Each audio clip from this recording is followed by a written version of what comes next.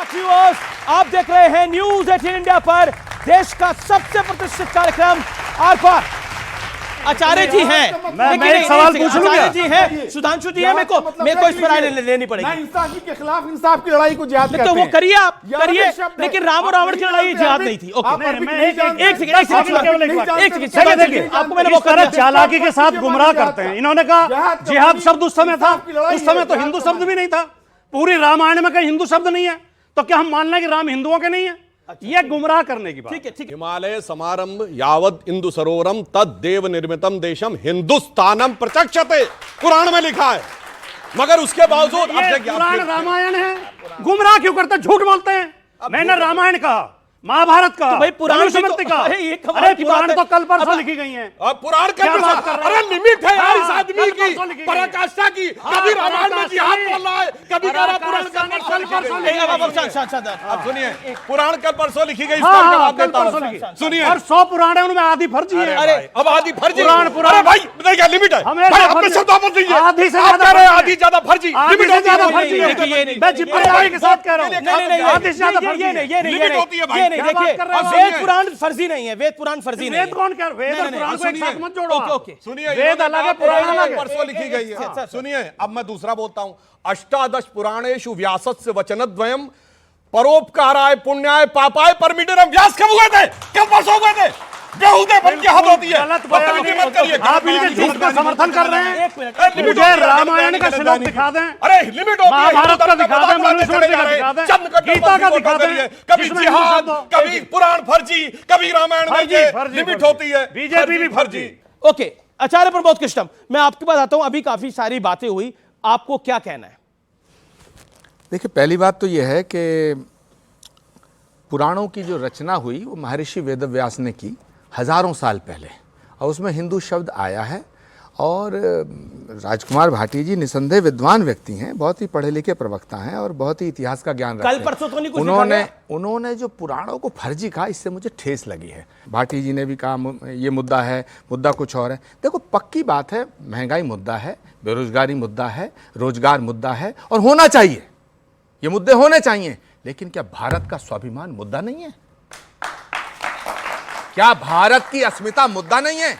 इस देश पे 1000 साल तक विदेशियों ने हुकूमत की, 800 साल मुगलों ने हुकूमत की, 200 साल अंग्रेजों ने हुकूमत की।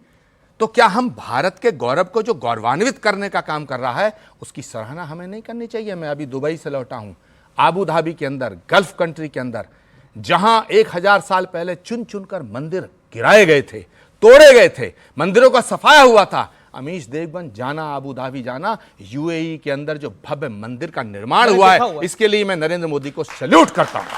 मैं सैल्यूट करता हूं। और ये मुद्दा है। और ये जो आदमी ये कहता है कि भारत की अस्मिता, भारत का अस्तित्व, सुनिए, भारत की अस्मिता, भारत का अस्तित्व, भारत का गौरव, भारत का स्वाभिमान मुद्दा नहीं है। मैं उसे देश की राजनीति में रहने का हक नहीं देना चाहता। 1950 के दशक में पहला मंदिर हिंदुओं का दुबई में बना है और उसमें पूजाएं होती रही हैं। तो क्या तब भारत का मान सम्मान नहीं था? 70 सालों में हमारा धर्म रहा, राम रहे, व्रत रहे, तीज त्योहार रहे, तो क्या तब भारत का स्वाभिमान नहीं था? आप धर्मगुरु हैं, आप न्यूट्रल रहिए, आप उसका साथ दीजिए जो सही है। और मैं भी बता देता हूं, 4 जून को इंडिया अलायंस आएगा और डंके की चोट पे आएगा। गृह मंत्री अमित शाह ने अब से कुछ देर पहले बहुत बड़ी बात बोली है कि नरेंद्र मोदी को अगर तीसरी टर्म मिलेगी तो शरिया लॉ को, यानी जो मुस्लिम पर्सनल लॉ है, उसको हम समाप्त कर देंगे। इसीलिए मैं कहता हूं कि तीसरी टर्म मिलनी चाहिए नरेंद्र मोदी को। यह गृह मंत्री अमित शाह ने बोला है। Rajkumar Bhati, your reaction to this? Amit Shah ji और माननीय मोदी जी और उनके तमाम नेता और तमाम प्रवक्ता पूरी कोशिश कर रहे हैं कि चुनाव हिंदू मुस्लिम पे केंद्रित हो जाए, लेकिन वो कर नहीं पा रहे। आपने शरिया बोला और उन्होंने वोट जिहाद बोला। शरिया और जिहाद जैसे शब्द आते ही इनके नेता क्या कहते हैं? सजदे में निगाह रहे, तमाम होश व खिरत पेश बादशाह रहे, तुरंत सियासत के आगे नतमस्तक हो जाते हैं। कहां आप बोल रहे हैं? बड़े जोर जोर से 1.5 गज की जबान निकाल के कहेंगे ये फर्जी है, वो फर्जी है, मगर दूसरे धर्म ग्रंथों के बारे में जैसे कहेंगे, मैं उसका प्रवक्ता थोड़ी हूं, मेरे को उससे मतलब नहीं है। मगर जब आप कहेंगे शरिया, नहीं शरिया तो होना चाहिए, जिहाद, वो जिहाद का इतना मतलब समझाने लगेंगे जितना कोई मौलाना ना समझा पाएगा, जितना कोई मुफ्ती मुकर्रम बारी नहीं समझा पाएगा।